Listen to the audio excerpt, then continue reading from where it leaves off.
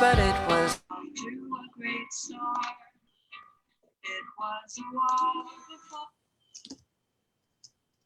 Hi, everyone. Welcome to Fresh from the Studio. This is our virtual program where Women in Their Work artist members share what they're working on now with you.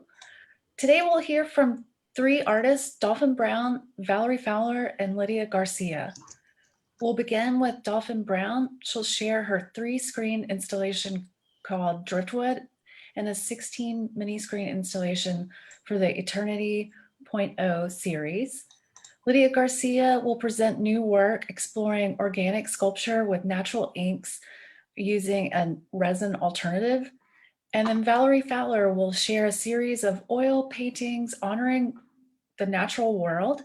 She'll also share a crankie, which in this case consists of 2 48-foot long illustrated scrolls, which will be cranked along, moving panorama style, to a suite of music and song composed and performed by her husband, Beattie.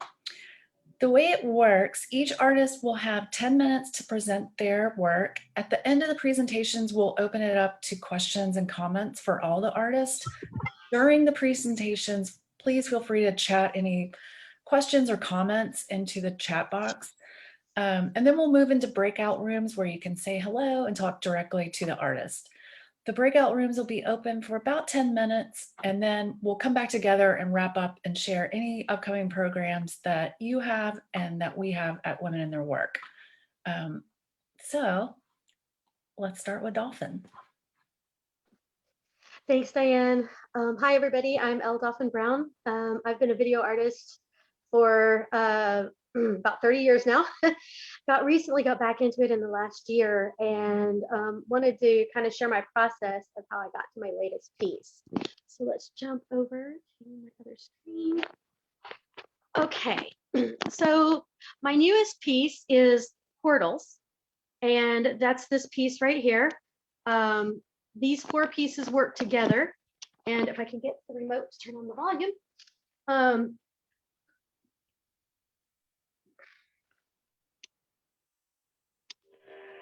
These pieces allow you to kind of zoom in, hone in on each portal, and then zoom in directly in between each one to find your own path into a place of peace. This piece took me a while to get to because it's, as you notice, some of the screens are vertical and some are horizontal. And each one has multiple layers of audio and video that kind of work together. So I wanted to go back and kind of talk about how I got to this multi-screen piece. And we'll start here with Zen. So Zen was the first piece I created in a while. And what I did was focus specifically on a single screen, multi-layers, and then I started realizing that this beautiful Buddha would look better longwise instead of portrait style. When the other way it looked long and flat. This way it gets a lot more depth and a lot more height. And I was really inspired by that change of visual to get a feel for how you can change not just the video itself, but the layout to really change the feeling of a piece. So then I started with my Mandala series. And the Mandala series I created specifically so that they could be turned vertical or horizontal. And so the visuals could work together as well as the audio. So each of these takes an image and turns it into a mandala, and allows you to take a moment and really deeply inhale and head into meditation. And what they do is allow you to find a place of peace and deep meditation, both on a visual and an audible level. So when I finished the Mandala series, I wanted to play more with the layout of my screens. So I moved on to the Driftwood series. Now, Driftwood is a piece, a 3-screen piece, a triptych with different sizes and different layouts. And it's a very simple piece, but it's also a very comforting piece. The sound of the waves in the background, the beautiful pinks of the sky. And as the piece continues, you just find this lovely painting-like effect, but in a video. So you get the best of both worlds. After playing with the screen setup for this piece, I moved on to Eternity. My series of Eternity allows me to take audio and visual moments in time, just a few seconds here and there, and actually, I'm sorry, I'm trying to get it centered up. There we go. Actually, take it, slow it down to its slowest point, and then loop it back on itself where it creates a spiral and in effect, an eternal moment, a moment of eternity. Each one of these is a different scene out in the world, in nature, and you get some really interesting effects. And when you put them all together, they become this mesmerizing loop of eternity. And so this piece was then what led me to my Portals of Peace video that we talked about at the beginning. And with each of these, again, this is, I take star energy, celestial imagery, put it together. There's about 9 to 15 layers of visual, and there's about 7 layers of audio in these. And separately, they're nice, but when put together, I really feel like they really create this idea of a portal to another space, another world. And that's what these pieces are.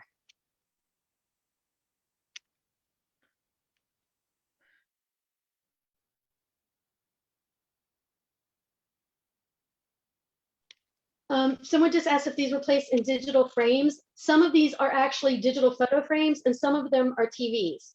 And the good news is, hopefully you cannot tell what's what unless you're up close. So they all create something different, and they're all in different sizes and types of media to play. And I think that's it for me. So I'll turn it back over to you, Diane. Thanks so much, Dolphin. Lydia, are you ready to go? Yeah, hello. Awesome. Hi, my name is Lydia Garcia, and I was born and raised here in Central Texas. And I primarily and currently work with natural inks and pigments. So mostly regional Texan ingredients or sentimental ingredients. So I can share my screen and show you what I'm talking about.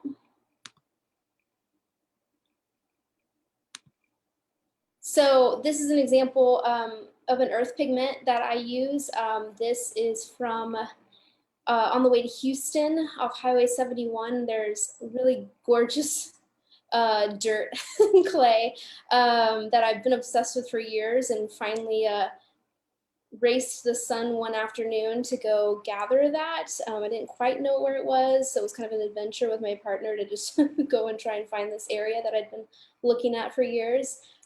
So this kind of sourcing and gathering of materials is a really important part of my process. I think a lot about land in terms of ownership and just the idea of sourcing and responsible sourcing, and even the act of gathering for me is mindful and meditative. So you can kind of see just the experience of even gathering the material is very important and exciting and critical to the whole overall process. Luckily for y'all, my skin is very pale in this, so you can see the bright orange tones and the colors and the rocks. So that part is really important. And then on the natural ink side,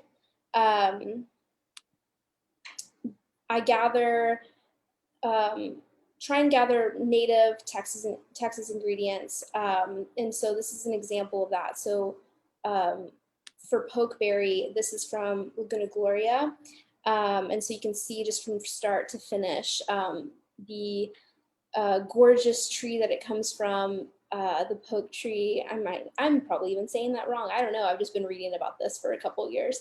It's kind of very Dr. Seuss, so it's important to share like just the source of that, and then the sourcing of and the harvesting of the actual color. So the grinding and the mortar and pestle.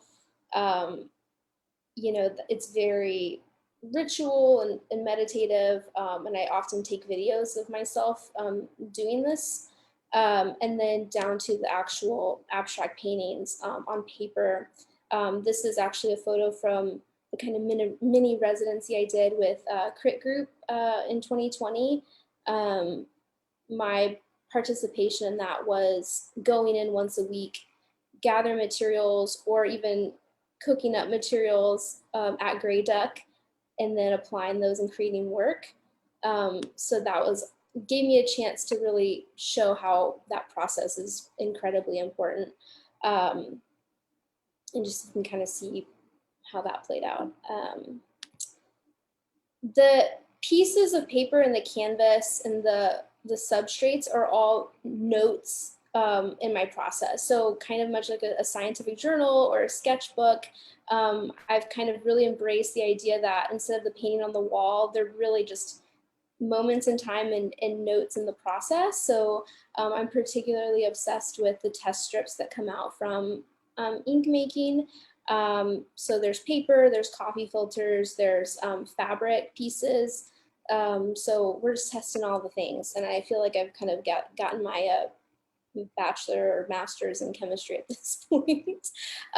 So the Venn diagram, I like to say, of cooking, natural dyeing, ink making, paint making is becoming much more of a bigger circle. I've kind of forfeited the paintbrushes for mortar and pestles and cheese graters and palette knives to kind of extract color.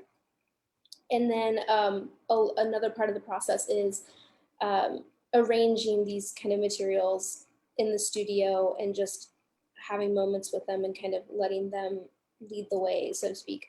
So with that, there's lots of wild textures and crystallizing and sculptural moments that have been happening in these paintings. So this is copper that I've grown over several weeks that have created this blue. When you add alum, which is used in natural dyeing, it crystallizes, and so it has just a really cool effect on paper, which led me to playing with that on glass and acrylic tile and just transparent types of paper like Yupo paper and things like that. So this is a piece that I did for Crit Group last year. And then that led me into more video work and a really exciting play with shadow and color. So I've become super obsessed with seeing like kind of how these moments that have been happening two-dimensionally can be accessed and like activated in different ways, and like how that can play out in the room, in a room. So I've been very excited about kind of playing with that. And then with those moments on glass, I naturally was looking for something to replace resin, because I really, really wanted something that wouldn't last forever and that could shift over time. So this was my first kind of real experiment with sugar glass. It's corn syrup and sugar. You can see there's like a yellow tint to it from overcooking too long. But this is that pokeberry ink in it. And I've been playing with like how that kind of is activated within that space. And you can see I'm still basically making my abstract paintings in a flat space. So haven't gotten that, it wasn't getting that three-dimensional just yet. And then I just love these kind of moments of like the drips and the spreads and things like that. So that led into these. So this is isomalt. It's a little bit more forgiving. It doesn't caramelize, so you get more of a transparent effect with it. And in a climate controlled space, this will stay like this for quite some time. I'm still working on those experiments of how that would look. And so after a while, when humidity comes in, they kind of get cloudy.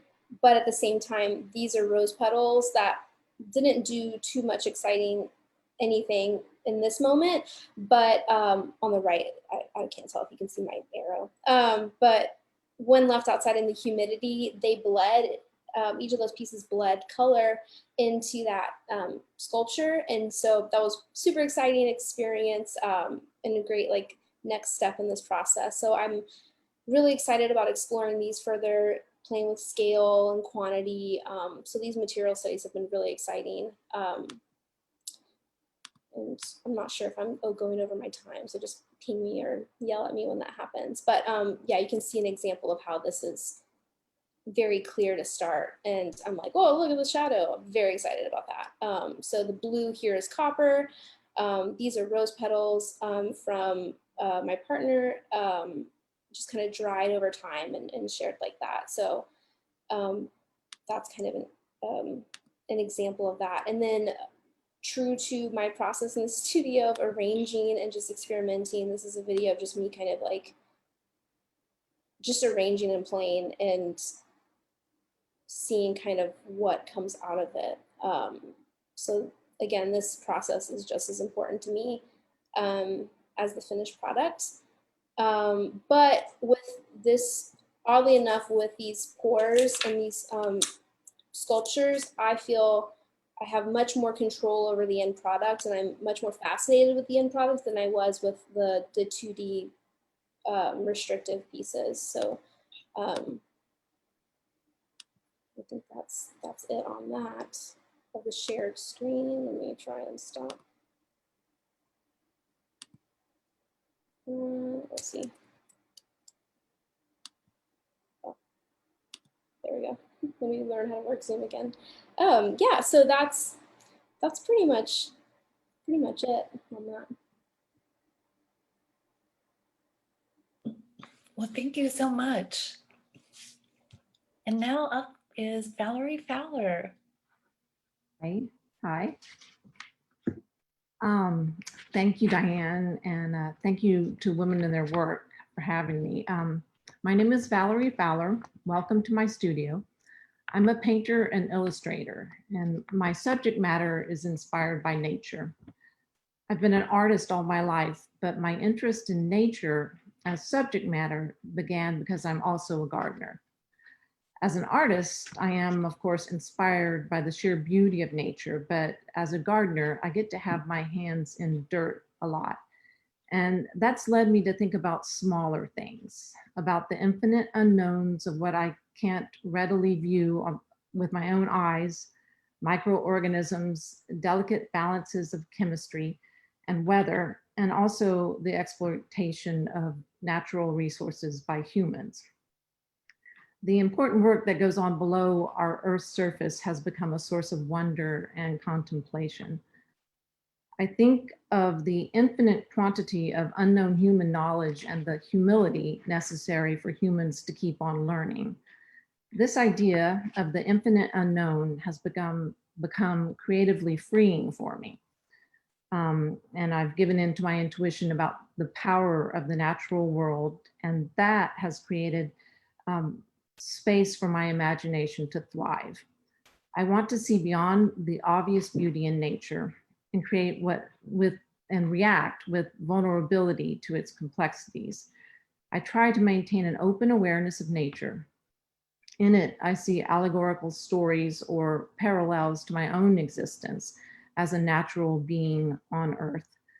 This trust in the infinite unknown, I think, provided me with a license to expand my vision of nature beyond what is superficial.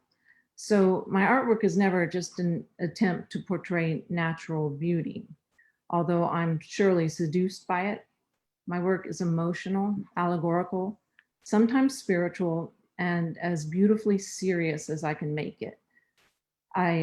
So I wanted to share a little of my process. I'm going to flip through some slides of 3 recent photos and show you how I build a painting. So let's see if I can share the screen.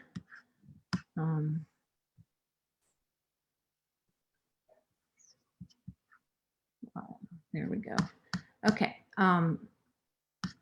So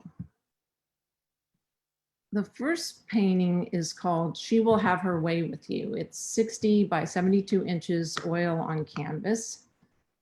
And this is day one of painting, where I've just picked out the colors and divided up the space and very thinly mapped it out. This is day two. And day three, and I'll just keep flipping, but this is a live oak tree in the Montopolis neighborhood on the east side, and it's enormous and hundreds of years old, and it overlooks a bluff, and if you're there on a really clear day, you can see all the way to downtown Austin. So it's an inspiring spot, and I wanted to paint it just because I started thinking of all the hundreds of years of people taking a rest there in the shade or looking out over the bluff, and also because I wanted to talk a little about what goes on underground and things I can't see, but I imagine are there. So this is the result of that attempt. And you can see I'm mostly just, it's the same composition, I'm just kind of building depth, and I'm working with the colors to create more richness and a little mystery. Here's a detail. And this is the final version. It's She Will Have Her Way With You. The next one is called Dead Sycamore, Rebirth of a Hero. This is day one, day two, and day three. And so it's mostly mapped out by day three. And I'm go further choosing colors as I go along. And this tree is an actual sycamore that's been dead for several years. It's in Blunt Creek near my house. And it's, I've been watching it for several years, and it hasn't fallen, even though it's dead. But I imagine it's full of organisms and insects and, small animals. So it's a home to multitudes, and that's why I called it a hero. And it's getting close to done. Tightening up, try to stay loose, try to tighten up. It's a fine line for me. And it's done. Dead Sycamore, Rebirth of a Hero. The next one is called Dear Mexican Plum, comma. It's 42 by 36 inches, oil on wood panel. This one is not done yet, but this is day one, and day two, and day three. This one, trying to title it was difficult for me. I couldn't think of a title, so I actually went down to where it is. It's really close to my house, and sat under the tree, sort of imploring it to give me a sign of what to call it, and it didn't. And so I thought about what it would be like to write a letter to a tree, asking it, and knowing it goes places I can't go. Here's a detail. That started to make me think of some alternate titles, so I'm going to read a few. Dear Mexican Plum, please let me love you.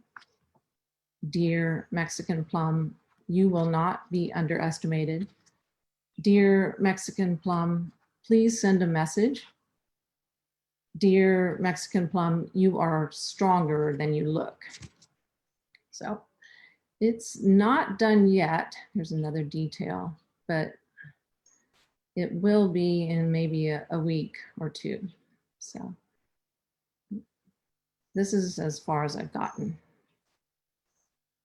And the next thing I want to show is something completely different. It's a crankie. It's a collaboration with my husband, musician Brian Beattie. It's called El Camino Real de los Tejas Cranky Suite, and it's an illustration on paper. and it will be 96 feet long by 30 inches tall.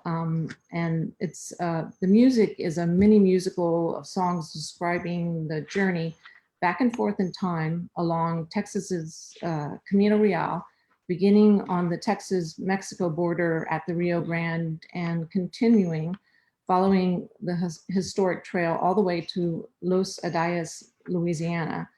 The musical is nearly complete and it's wonderful, but my part is only a quarter complete. But I'm going to share a short video of what I've got so far. So here's the thing. And how I do these crankies is I put a large scroll of paper on 2 work tables that are each 6 foot long, and they put the tables end to end. And then I just drape the excess paper onto the floor as I go and keep going back and forth and filling in. And I'm not going to talk about the story about it really because it's much better told in song, and it's not all done yet. But I can say I usually just start with pencil sketches according to what Brian has told me that corresponds with the song. And I follow with a little bit of watercolor and then a lot of colored pencil. So, and I just go back and forth on the paper until it's full, but this is going to be the longest one I've ever done. So I have no idea when it's going to be done, but it's fun. It's just completely different than painting. So I go back and forth between painting and doing these illustrations. This, you can see sort of where I'm headed with the pencil drawing and what I have to do next. So that's it. Thank you. That's all I have, I guess. Let me unshare. Stop share. Thank you. Thanks so much. Lots of great comments in here. I think there was a question for Lydia. Are the natural dyes permanent, or do they vary in how much they change over time? And do you fix them? Yes, so it's a good mixture of both. Sometimes they're light fast, and sometimes colors that people say aren't light fast have been lasting surprisingly long in the sculptures that I've been doing, or on Yupo paper, for example. So yes and no. A question for Valerie. Did the Camino Real go through McKinney Falls? Yes, it did. Lots of settlements, and there will be scenes of McKinney Falls and the old mill there and stuff. I just am taking orders from Brian, but you know, I'm pretty sure that's going into it.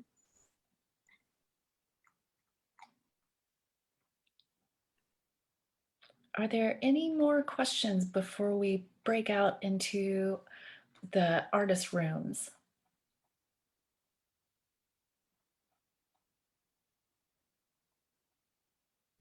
Cool. Well, I'll go ahead and intro the breakout room. So it's easy. You should see a pop-up on your screen